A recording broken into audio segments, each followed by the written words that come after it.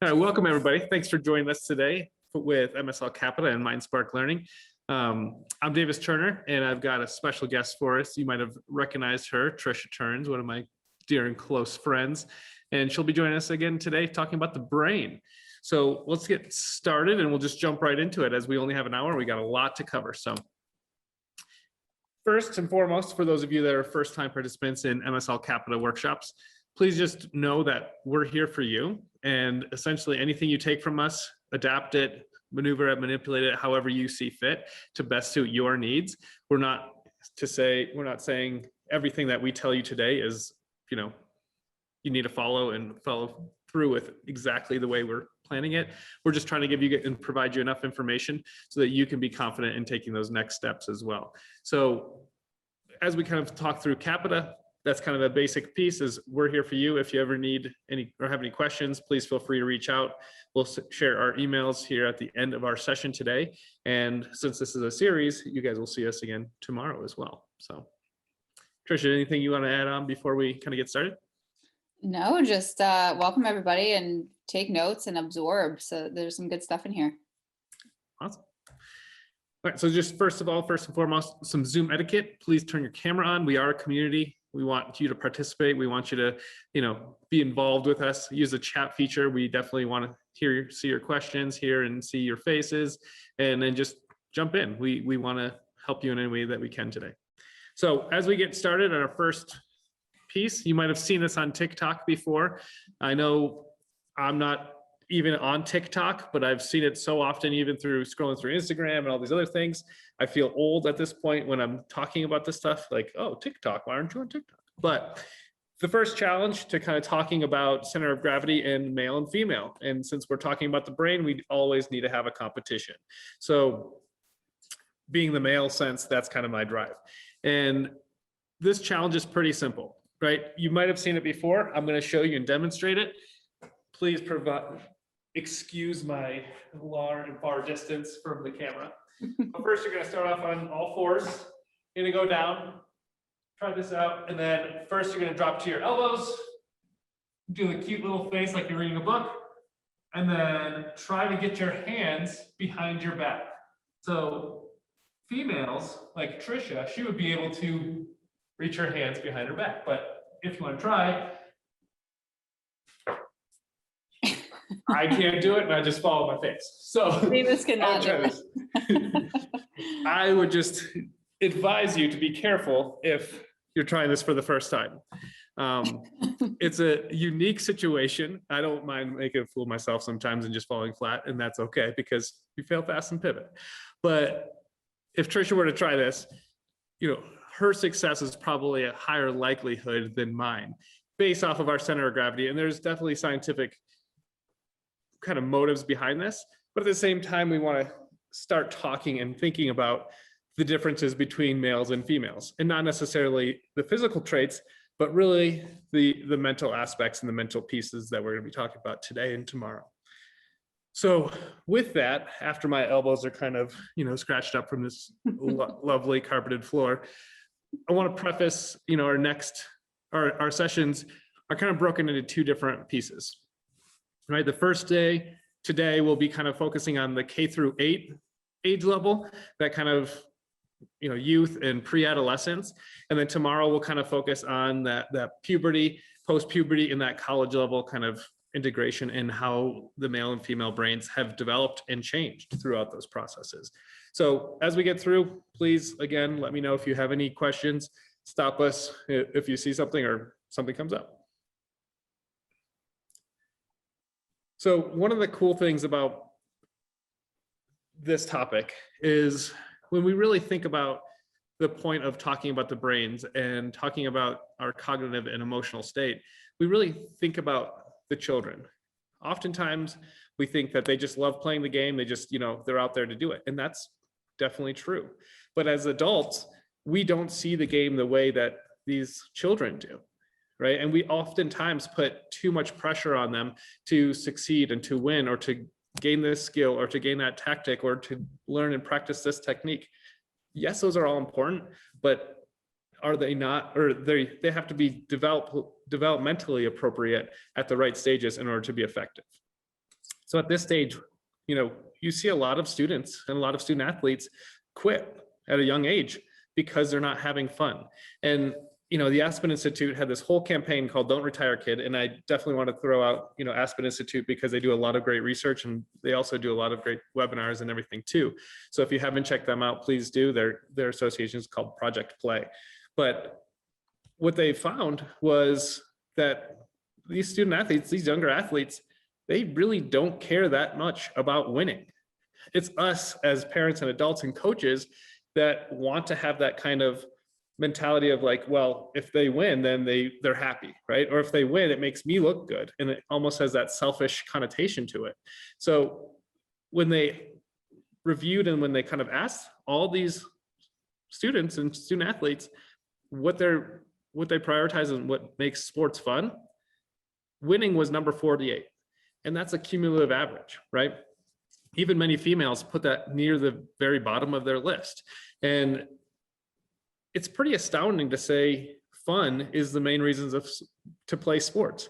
But when they consider fun, winning is near the bottom. And that's what we're taking away from them, right? We're saying winning is the most important thing when they play and compete. When in reality, it's just being with friends. It's just hanging out. It's just to develop together and to communicate and showing like how to play the game as a cooperative team. And I think those team dynamics and that social ability and all those different aspects are the keys to this kind of pyramid that we're starting to kind of unravel, as we've swayed so far in one way of just uber competitive sports specific skills. And so as we kind of start shifting back, we need to understand that why and that purpose and why we're playing this. So I'm going to share with you a quick clip that ESPN and Project Play and Aspen Institute have put out. And it just speaks volumes to how we're kind of approaching our youth sports culture today.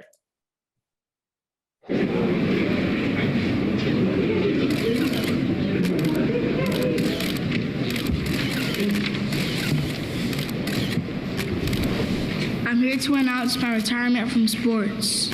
Baseball, basketball, all of them. I feel like it's time.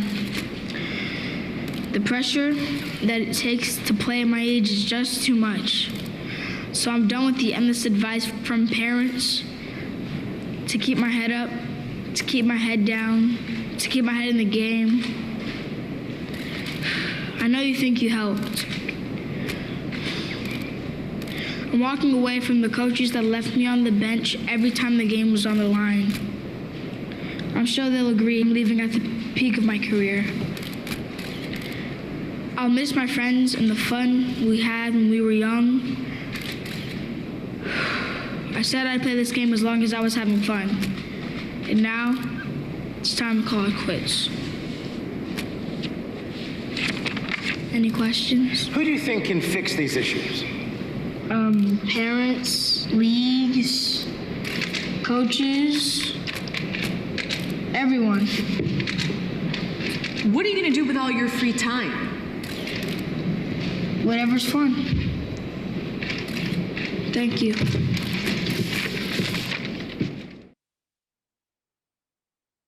That's so good. Yeah, I love that clip just because it speaks to that, right? It talks to who can actually make the difference and make the change, and it's really us, right? We're the ones organizing these competitive things for these student athletes, and we're really talking about what we're doing, or he's really talking about what we're doing that take away from the game and what he's out there and why he's participating. So I love that just because of that same message, right? Yeah, I think that you touched on the cooperative team, right? Building a cooperative team and teaching kids how to be cooperative with one another in a group setting. That's what growing up is all about, right? It's how to socialize and be around other kids that are being challenged and having fun and trying new things and putting their bodies in weird positions to like learn balance and all the things that the body is adapting to do at this stage. Is just, if it's not fun, it's not worth it, and there's no reason to keep pushing for it. So I think it's important for coaches to look at where really are they inputting skill, where instead they could be inputting fun cooperative team exercises, right? And those are skills as well, right? Like we just have to think about what skill development looks like in a little bit different way. And I think, yeah, those tangible pieces, all those gross motor skills that you were talking about, like they are learning those things, same as these mental pieces, and they're learning how to work as a team. Those are skills that they're developing. And the social aspect of it, those are skills that, how do you have that resilience? How do you come back from failure? How do you, what happens when you lose? Do you just get bounced right back up? I think one of the main things is like we drive this point home and talking about all these coaching things, but we as adults focus on the loss or the game and the end score too much. There's a whole league in Sweden. The Swedish Federation has started adopting a league where they don't even have competitions until I think 12 or 13 years old. They don't keep score, they just play.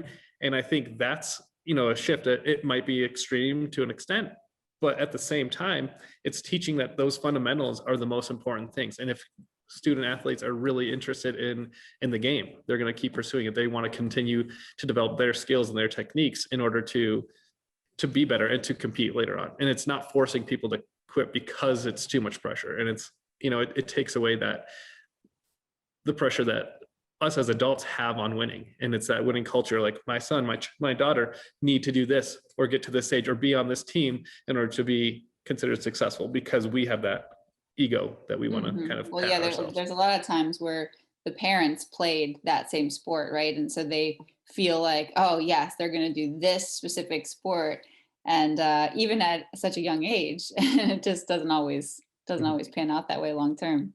Absolutely. So as we kind of think about the next 2 days, I want to preface it with just knowing that we're doing this for you all to understand how these relationships really matter and what children want out of a sport experience. Not necessarily how we're going to be the best coach to get the most potential out of them. This is exactly how you do that, right? It's not saying here's a technique or here's a skill or here's what you need to do to make sure your athletes all succeed in this particular thing.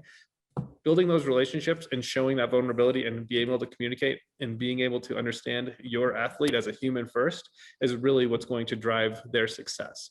And they're not going to work for a coach who doesn't know them, who doesn't really care for them. So building those relationships and taking down those barriers are those huge steps. And one of those things is treat them almost as your students, right? They're learning from you just as much as you're learning about yourself as a coach. And just as each child is different developmentally, physically, mentally, emotionally, socially, we have to think of this as a nonlinear scale. These things don't happen, well, he's at this age, she's at this age, this is where this happens, right?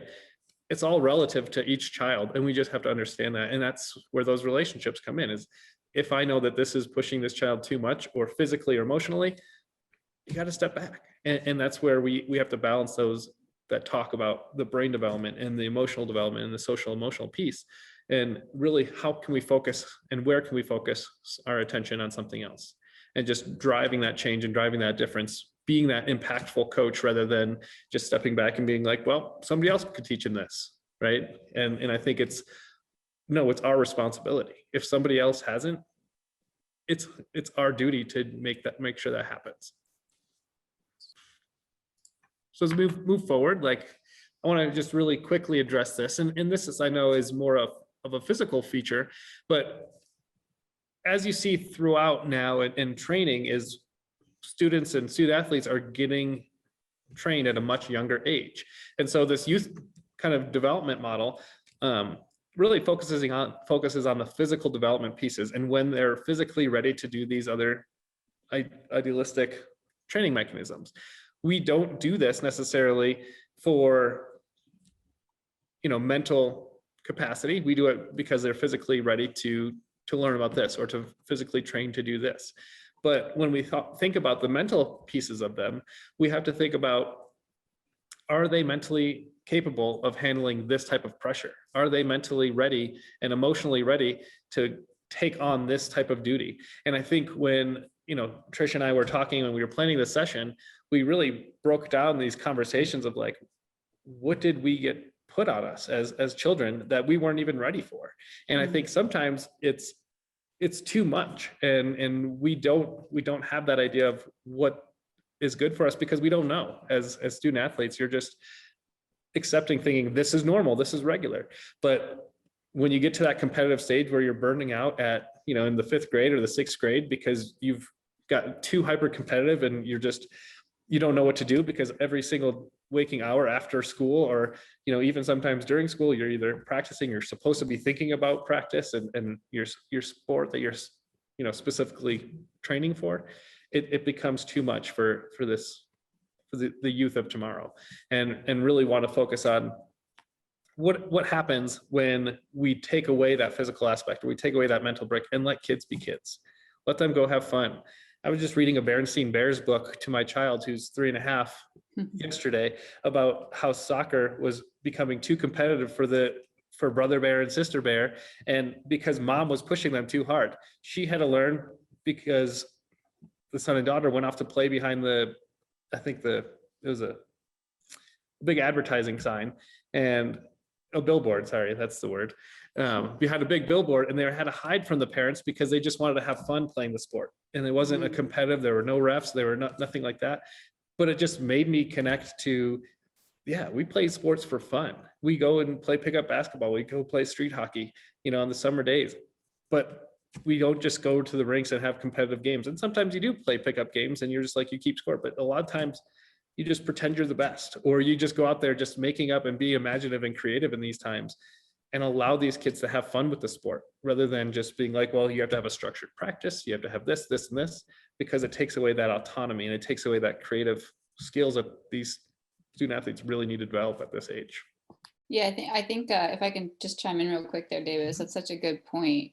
I think sometimes too that the coach sees like potential in a young kid, because he might like move really well or be a really good sprinter, or they see the potential in what could be down the line, and so they feel like it would serve the child to actually instill more skill in that person, or give them more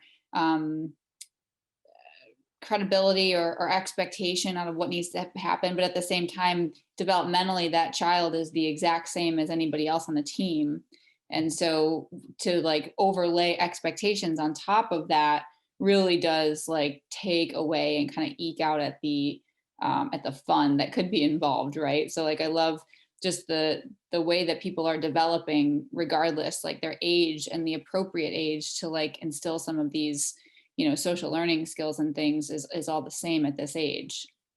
No, I totally agree, and I love that comment you made, just because we put so much emphasis on their skills, but where are they socially? Where are they emotionally? Are they at the same age, developmentally? And so we have to think about all those different pieces when it comes to that, because, they all develop at a different age. And so when we think about training or competition, we have to think about their chronological age, their relative age, their developmental age, their skeletal age, their general training age, their sports specific training age. There's all these different pieces that play in a part of that. So are we putting too much pressure on because they are, their training has been at a higher age for a little longer than somebody else's, or do they hit puberty quicker? And so do we put them into this, different situation because they're prepared for it at this age? Not necessarily emotionally, but we put that pressure on them pretty quickly. And I love that comment. And so I think if we move on to the next slide, it kind of talks a little bit about that developmental stage. And this is another form of that long-term development model, and really thinking about not necessarily age, but the mental capacity, right? We start off with that active start. You're just getting into the game. You have those fundamentals, right? They're supposed to be fun. There's an emphasis on that in that kind of graphic. And then you learn to train, and then you train to train, and then you train to compete, and train to win, and then you're competitive for life. But it's all in that stage of development. And it's not necessarily, here's at what age you need to do this, here's at what age you need to do this. It's your introduction to the sport.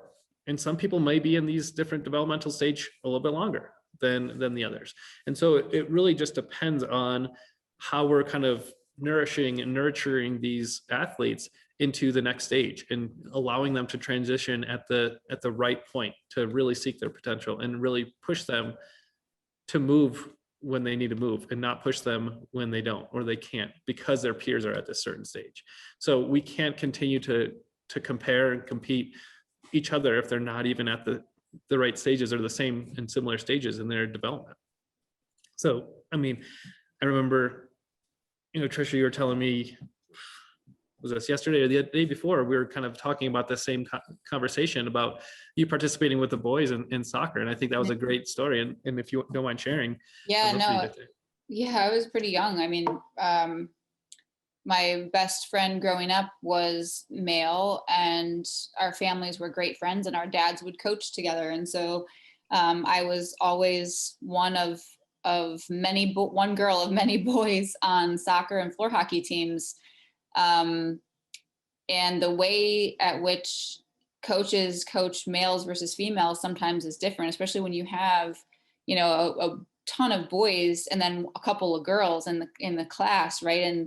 And the developmental things that happen from my standpoint, being around so many boys and so much competition, because boys are a little rougher. They are, they do act differently than females. And I think that's what the point we're trying to get across today is just the awareness piece of who am I coaching and what are the different aspects between male, female at different age points that we just need to be aware of. It's not that we are addressing them right or wrong at the end of the day. It's really about like being aware that there is another girl on the team and she's the only girl on the team. So do we need to treat her differently in certain aspects or not?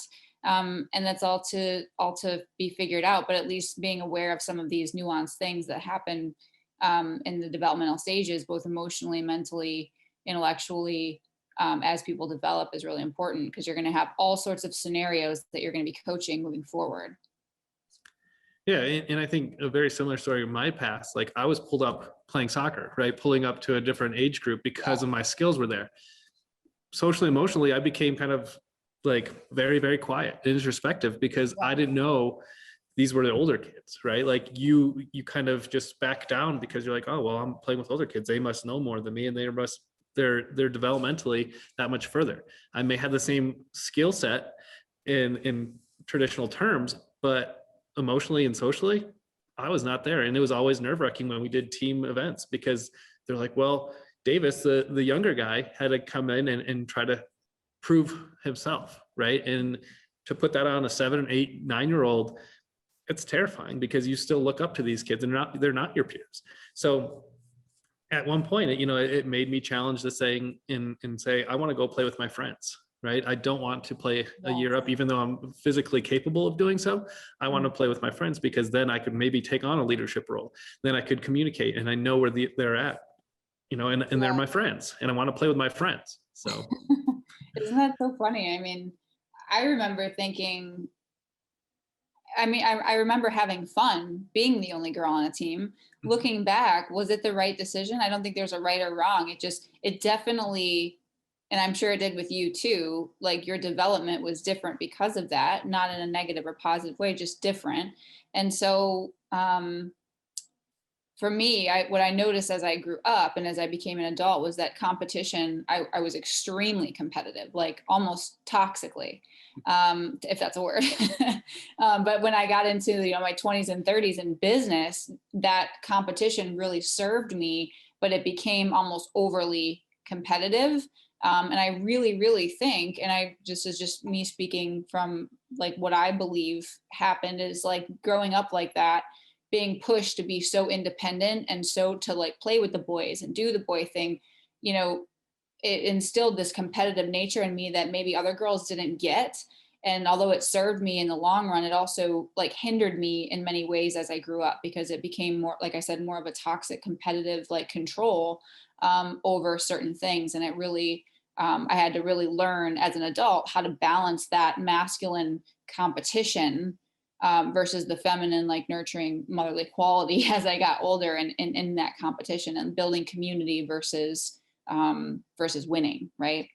No, absolutely. And I think, yeah, you're touching on some points that we'll definitely address tomorrow in more detail, because I think at that point in those different stages, when you develop those masculine and feminine qualities, especially when it's in these younger stages, right? You have these, status quo or these kind of stereotypes that you're supposed to follow. But Right. when you start breaking the mold or breaking that tradition, it's like, we don't even know. We're just going to put the stereotype on you and hope for the best. And it can be very toxic, but it also can help you develop into a different person and sometimes almost push through and be more kind of acclimated or comfortable in uncomfortable situations. But yeah, absolutely. That development is a huge piece. And so like when we think about, the brain and your development within, the boys kind of situation and playing with the boys in mind in terms of playing a year up, it's so unique because we are still developing. And the one thing we look at here in watching the brain development, right, is how much gray matter is there, right? It's not just still growing in terms of size, because we get, I think, 80% of the size of our brain when we're 14 or 15. And then by 25, 30, that's when our brain fully is complete. But because of that just means that we're not even completely done growing until we hit 30 and sometimes even later. So to expect some of these things to be thought out or to have those developmental features that we always expect, like, well, you should be doing this or you should be doing this, they're not there yet. The brains aren't even completely fully formed to know identity, to have that sense of awareness and that spatial awareness, not only the cognitive or physical development, but to continually to say, well, you're just making this rash decision right now. That's normal at that age, right? And it's, sometimes it's completely, out of the ordinary, and it's a sensory thing. It's like they're just doing it because it's something that's challenging what's there, because they need to do it in order to see what the result is. And so, with my kind of background, I always thought about it as like, oh, well, I'm just going to be a daredevil. I'm just considered a daredevil. So I'm just going to jump off this cliff. Why not? What could happen? I never thought about the consequences of, really injuring myself. I was just like, I'm just going to do it because, it'll get me attention, but it'll also, it's something that I have no experience in doing before. So why not? So it's that impulsivity piece too, that we just have to keep practicing and trying, because we don't know the relationship with consequences that we, are expected to at that age. Right. Yeah, that's really interesting. We talk more about that tomorrow too. Yeah, definitely. And I think, especially at the young age too, is you don't see that as much because, they're still wanting to follow rules. They still want to be guided. They still want to have that structure. But at the same time, there is that, rebellious state when you get at home with your parents, not necessarily that team atmosphere, but you'll see those types of things start coming up as soon as they start hitting that prepubescent times and pieces. So Trisha, I know you wanted to talk a little bit about influences because we already kind of brought up our past and where we are talking about. So I think this is a really good point to hit on too. Yeah, no, I mean, the influence piece is really important. I think most of us that are coaches and enjoy being a mentor and enjoy, improving our mentorship. Otherwise you wouldn't be listening to this today if you're listening to the replay or if you're on this call. But, the most influential coach, when you think about that person, who is that for you?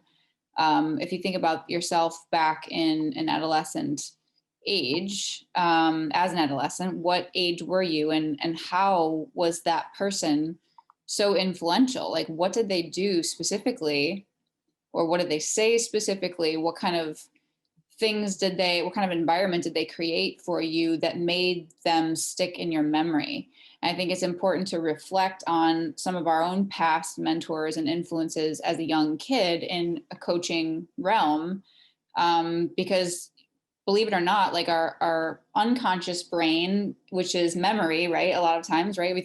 If I asked you to think about a coach, your unconscious mind has to go back in time and pluck a memory of a specific person. Now you can probably remember, and after today, you might remember even more, but you'll start to remember even more about what that coach really did and how they treated you and what their essence was like, what their presence was like. And what did they do specifically, and really go back and like make some notes on this, like write down the things that they did, the things that they said, the way they treated you, the way they treated the team, how they treated you individually, how they treated you as a team, what kind of things were going on at that time. What kind of things did they challenge you with maybe, or did they make it fun? Did they not make it fun? Like what things did they really do? So that you can reflect on yourself and be able to pull in maybe some of the things that you remember that they did that you really enjoyed, that were really influential to you, and be able to take them and coach your team and your group right now in the same regard. And this goes for any age, obviously, but we're in this adolescent phase right now. And it's harder to remember those things. But I mean, even Davis and I can remember certain coaches, right, that really had an effect and an impact on the way that we grew up in sport. So I think it's pretty cool. And I think too is like a lot of these coaches at a young age, they influence us in ways that we don't even recognize. And I think we often coach the way that we were coached until we start finding our own feet and finding our own philosophies and finding out what works for us and how we do it. And so we don't know until we actually know, and we just continue to replicate something because that's how we learned. That's how we thought was, the most positive and most effectual. And I think, I definitely, when I reflect on some of my past previous coaches, they weren't that great, right? Yeah. Some of them are definitely negative, and they definitely influence you in how you're approaching things now. You're like, I never want to be that person, but you sometimes feel like, oh, I have to reflect back a little bit more because I am turning into that, or I did scream on accident, or I did get upset when this play didn't go as planned and this person took, charge. We have to step back and reflect on the overall picture sometimes and really think about, all right, why am I feeling this way? Is it because of this, bias that I've already had, or this preconceived notion that if they do this, then I'm losing control of my team? And at this age, when they're young and learning and just having fun, we have to always kind of look back at what's the bigger picture, right? And this is the whole point, is to keep kids engaged, to keep them active, to keep them having fun within the sport, because at this age, it doesn't matter if they win or lose. They're not going to remember the wins or losses. They're going to remember the team dynamics. They're going to remember the experiences that they have with their teammates, rather than you specifically as a coach being like, well, they just won this, regional tournament. Yeah, that might stick out, but why did they remember that?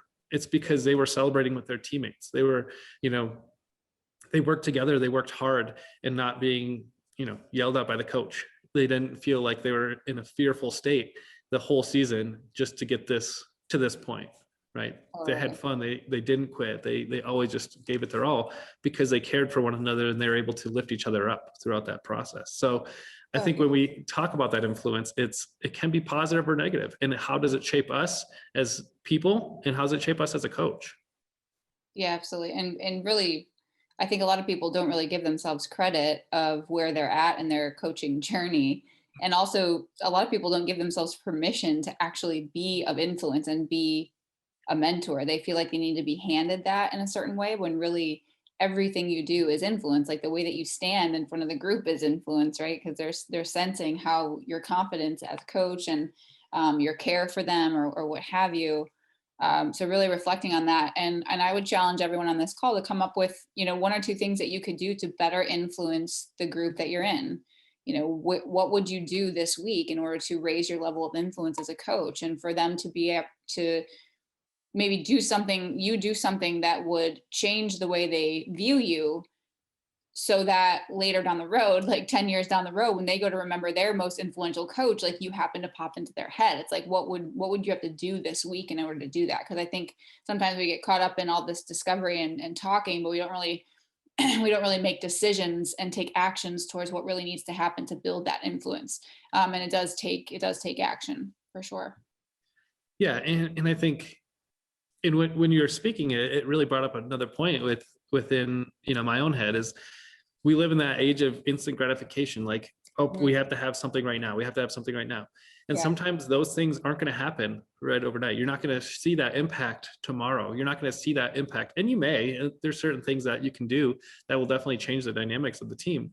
But you want to have that legacy, right? You want to have that impact that's long lasting. Like, oh, I was instilled this, like, I can fail in a safe space, and I know how to fail and move forward from that because of this coach, or because of he or she said this to me, and I was in a safe place. And so being able to do that and being able to create those experiences for your student athletes, that's going to be way more than being like, oh, well, I'm going to give you a piece of candy for this reward, right?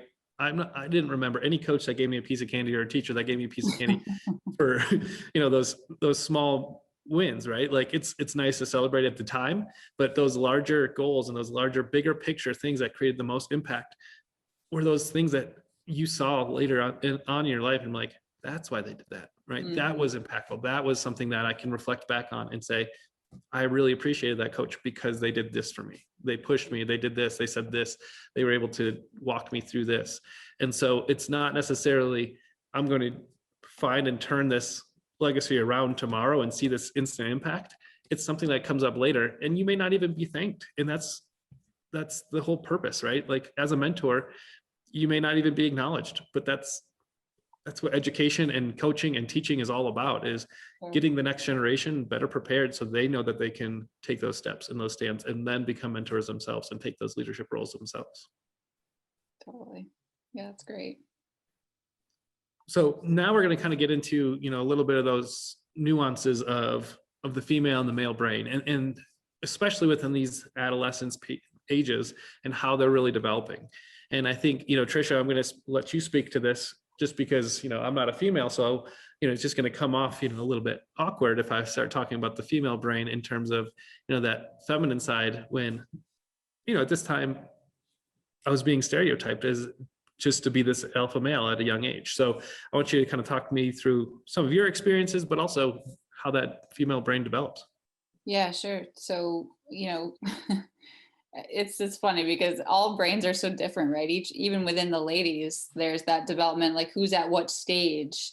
But I think overall, some of these points that we have here are really important to just take note of, which are, that the crosstalk between hemispheres, like you see, like for females to be able to bounce back and forth, excuse me, between different parts of their brain is really high. And so it leads to more centrally detailed memory storage, better listening skills, better discrimination among the various tones of voice. So females are extremely reading of faces and facial expressions, and they are constantly reading you, constantly. They can do that very well. They can do that better than males. They can look at someone's face and understand what kind of feeling they're putting off. They're very good at reading energy. And so by knowing that, and at least being aware of this, when you step into coaching a group of females, right, even at a young age, just knowing and being aware that they are constantly watching you. Like, it's like they have eyes in the back of their head. That's really important to know, because every little nuance that you give off is something that they're reading. They're making fewer impulsive decisions than guys at this stage. So that's something to note as well. They're really like careful, I would say, at times. I mean, that's what I sense from myself as a kid, is like careful in the way that I'm moving through or learning something. It's like I'm really thinking about what's going on. I'm not going to, I don't think that I was as impulsive as maybe other people were. I'm sure some girls can be, and that's also important to note, right? Is some girls are growing up with tons of brothers, right? And all of a sudden they're acting in ways that maybe the other girls aren't acting. So it's being hyper aware of this stuff and understanding where this person is coming from and how they're adapting to other nuances in their own lives is really important when it comes to being on a team and being in sport and socially connecting with people and what that looks like. What else did I want to touch on here? Well, even I just want to interrupt real quick too, is Yeah. I think, we build these neurological pathways, right? It's, these things that, even though the brains of a male and female are virtually the same, right? We just build these neurological pathways that make things more efficient or effective for us.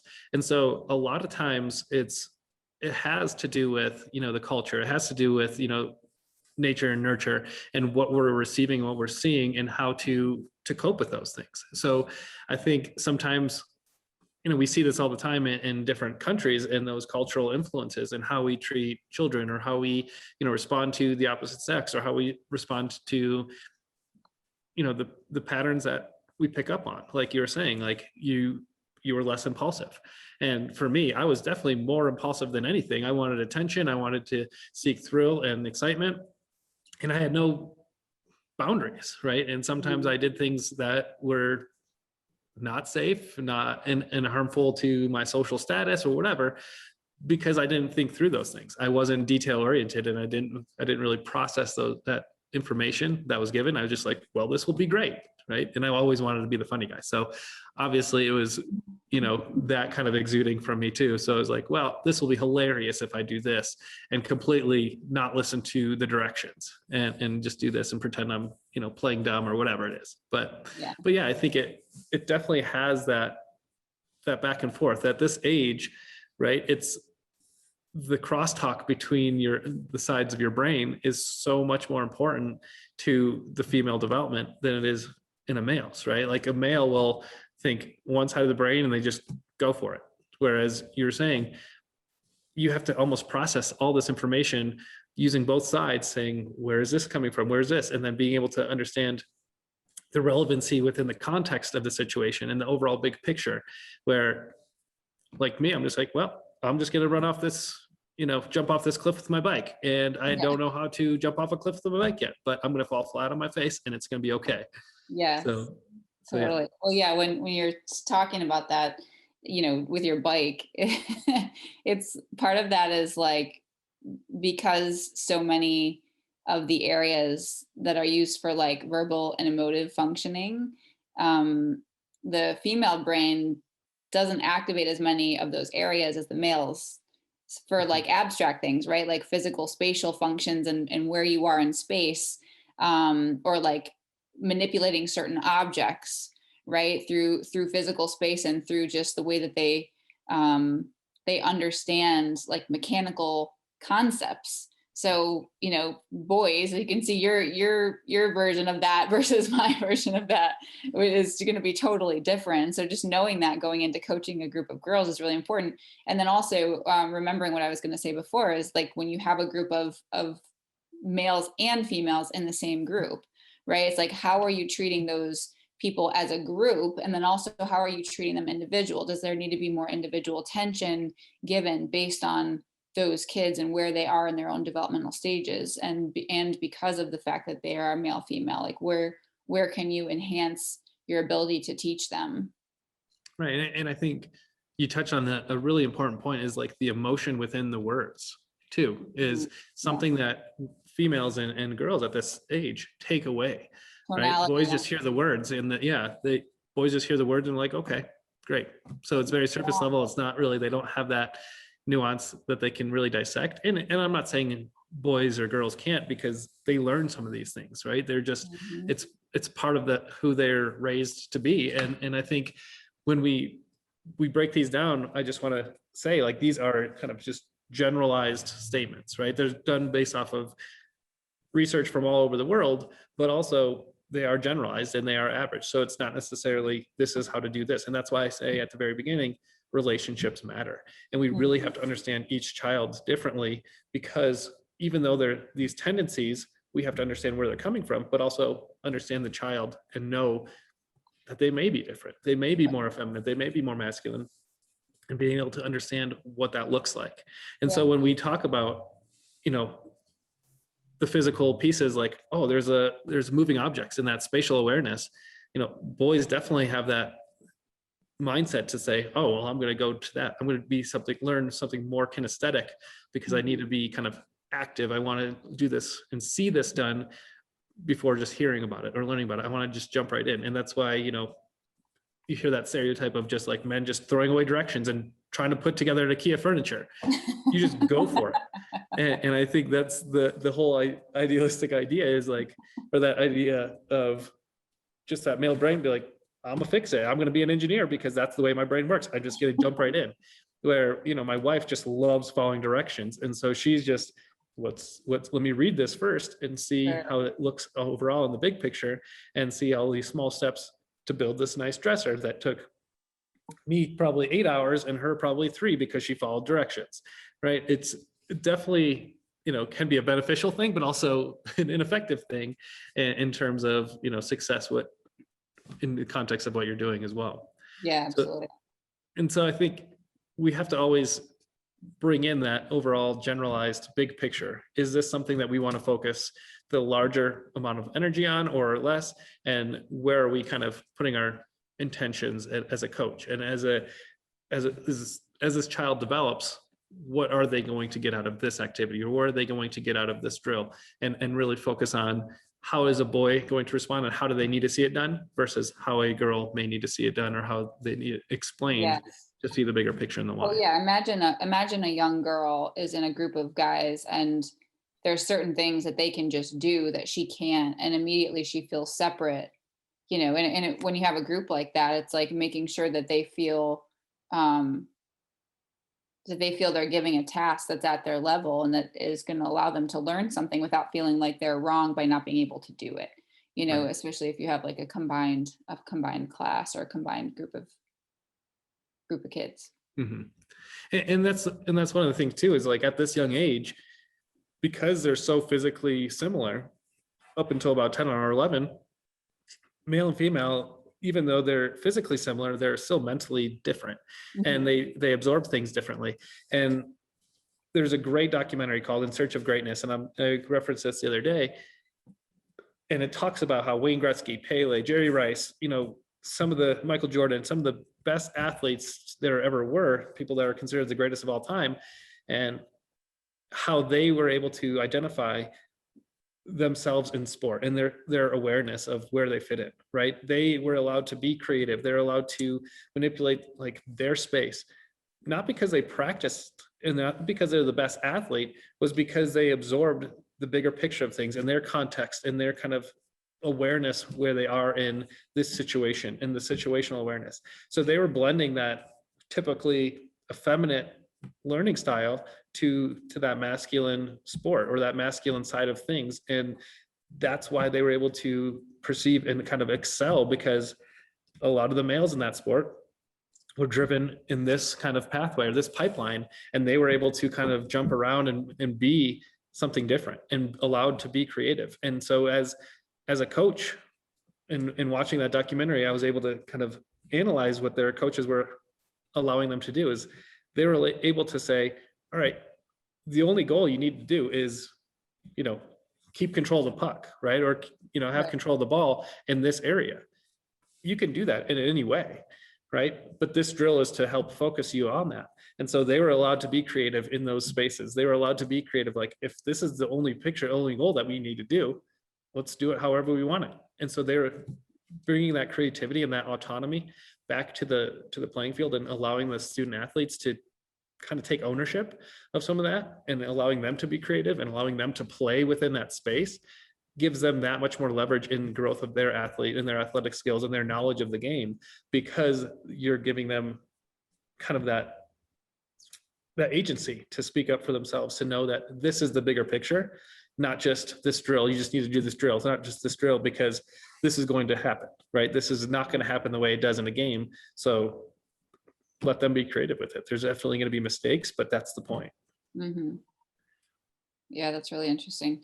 There's so much cool stuff, little nuanced things that will like come up for you as you're coaching males versus females now too, I think, which is so Yeah. cool.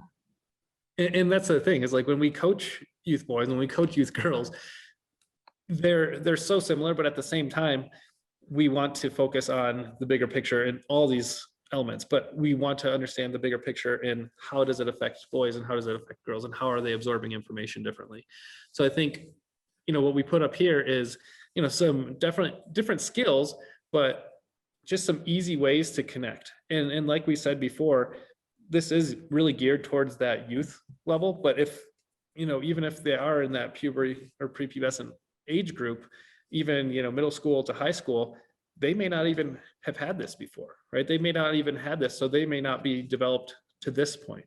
So being able to understand that those foundational pieces of where those athletes need to be in order to get to where you want them to be or where they need to be is huge, right? So we have to make sure we fill in the gap. Like, think of, all these student athletes as almost like Swiss cheese, right? They all have missing pieces, but, we still want to kind of fill those gaps in as much as we can, not necessarily with other cheese, but just fill those gaps in and reduce those sizes of the holes So then they are better suited to continue to build on it, and they're more structurally sound, and they can continue to build that foundation.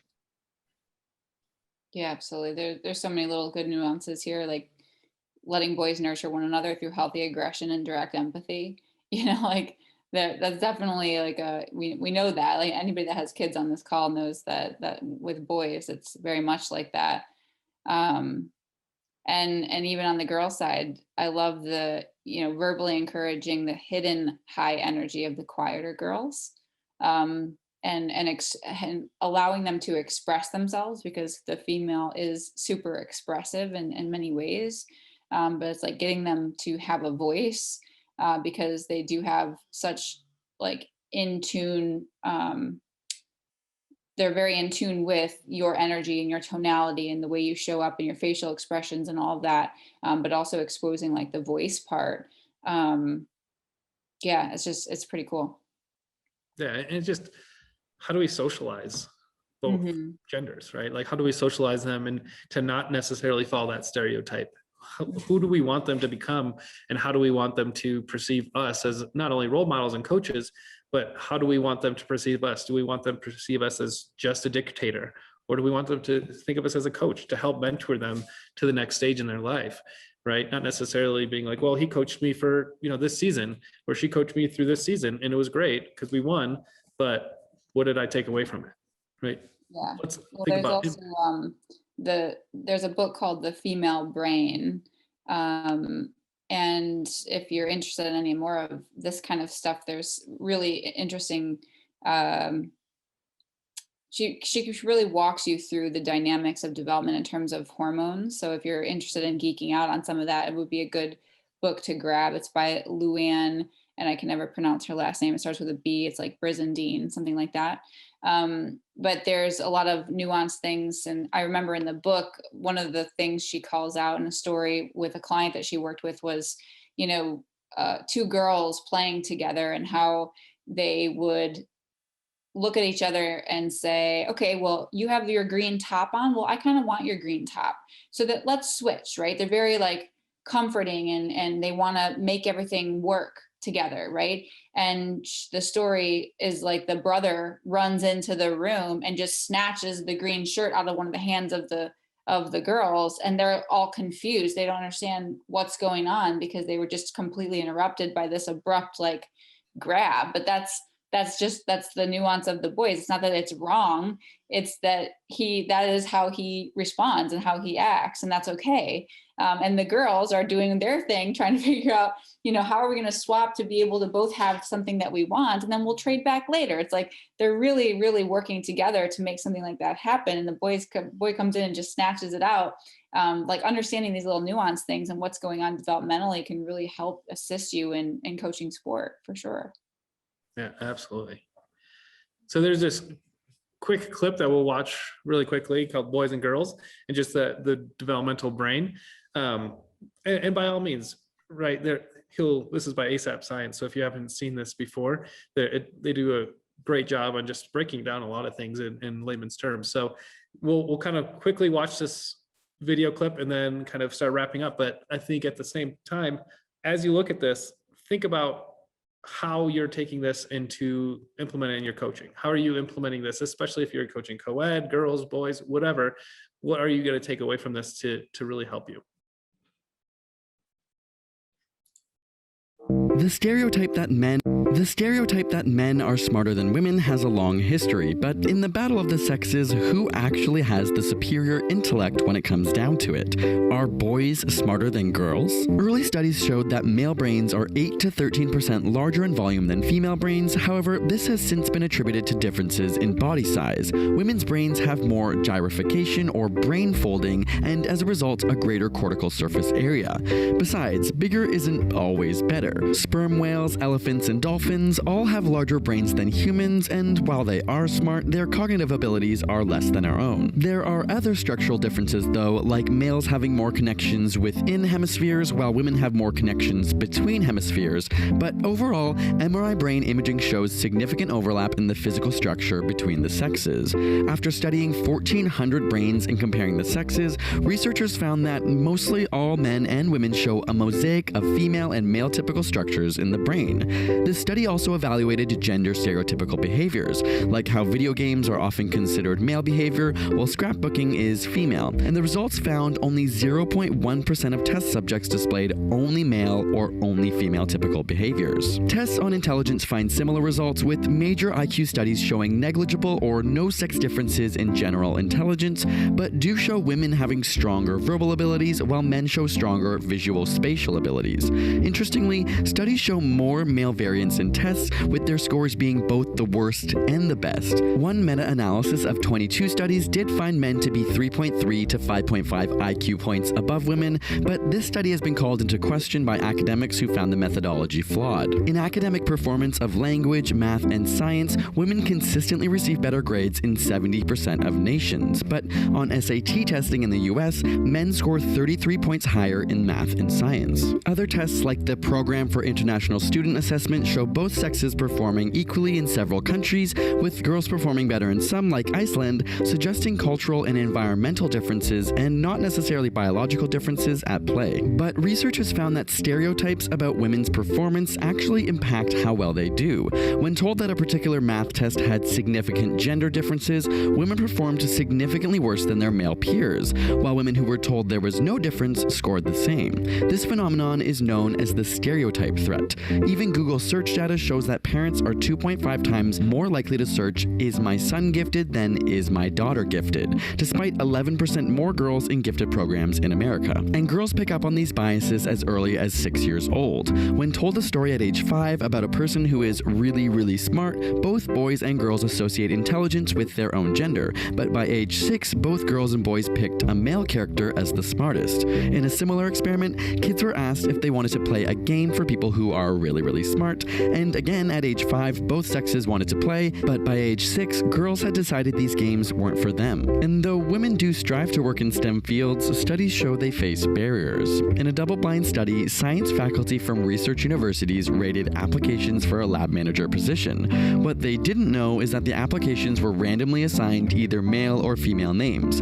As a result, faculty perceived the male applicant names to be significantly more competent, hireable, and deserving of mentoring, even though the applications with female names were identical. Males were also offered higher starting salaries, an average of $30,000 versus the females' $26,000. Though these studies present a sobering reality, research does point to greater equality between the sexes with passing decades and education. And in spite of these barriers, women continue to contribute to our collective scientific knowledge. Rosalind Franklin allowed us to understand our own DNA, Katherine Johnson helped Apollo 11 land on the moon, and this year, Miriam Mirzakhani is the first woman to win a Nobel Prize for mathematics. Fellow mathematician Isabella Laba said, "Mirzakhani's selection does exactly nothing to convince me that women are capable of doing mathematical research at the same level as men. I have never had any doubt about that in the first place. What I take from it instead is that we as a society, men and women alike, are becoming better at encouraging and nurturing mathematical talent in women and more capable of recognizing excellence in women's work."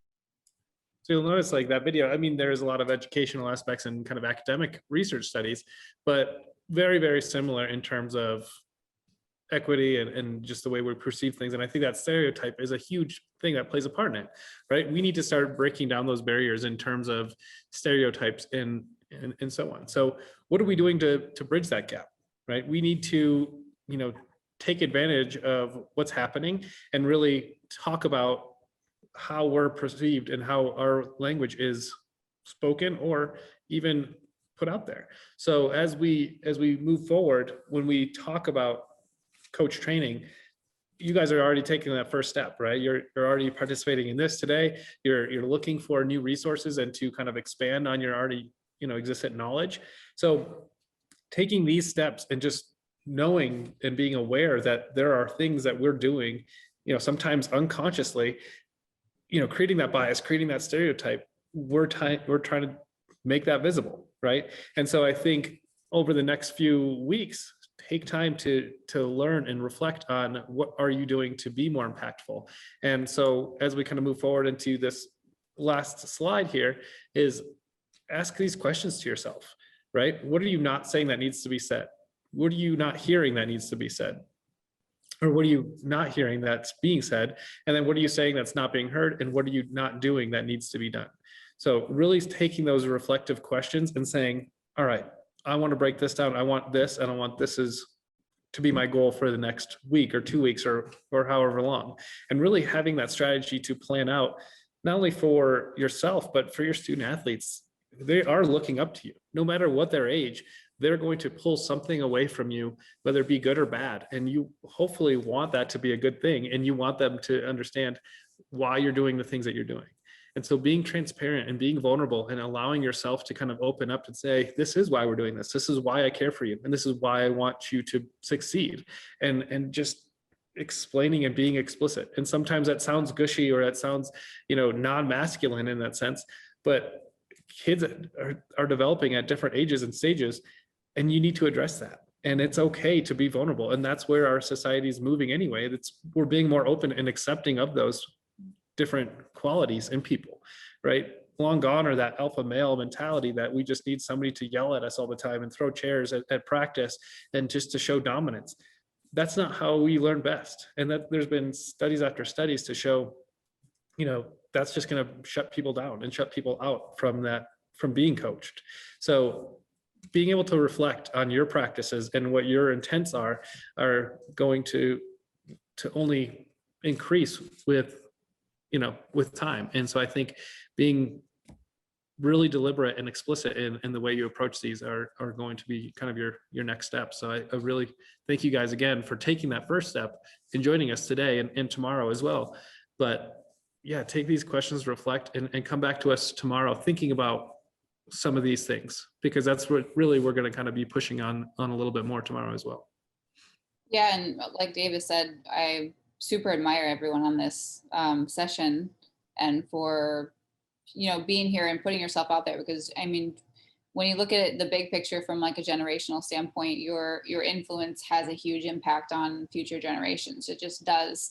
Unfortunately, a lot of kids don't have that strong parent suit sometimes, and so they really do attach to a coach, and that coach really helps them to develop in the things that they're doing. So by you being on this call, it's like you're really making a huge effort and impact just by being here. So we really thank you. Yeah, sometimes that sport is their only vehicle or outlet. So we say at MindSpark Capital or MindSpark Learning Capital all the time is sometimes your coach is more impactful than your teachers or your parents. And just like what Tricia kind of mentioned is, how can we know that? Because we oftentimes don't give ourselves the credit to know that. And we don't oftentimes give ourselves saying like, oh, we're just a sports coach. But we need to pat ourselves on the back to know that we are creating an impact, and we are creating that kind of lifelong learner and that lifelong athlete beyond just the time they're with us. So I want to thank you guys again for today. Please take our quick survey, give us feedback so we know, what we can do to inform our decisions and how we approach tomorrow a little bit more. But also, we're excited to see you guys tomorrow again. So thank you, and we'll see you guys soon.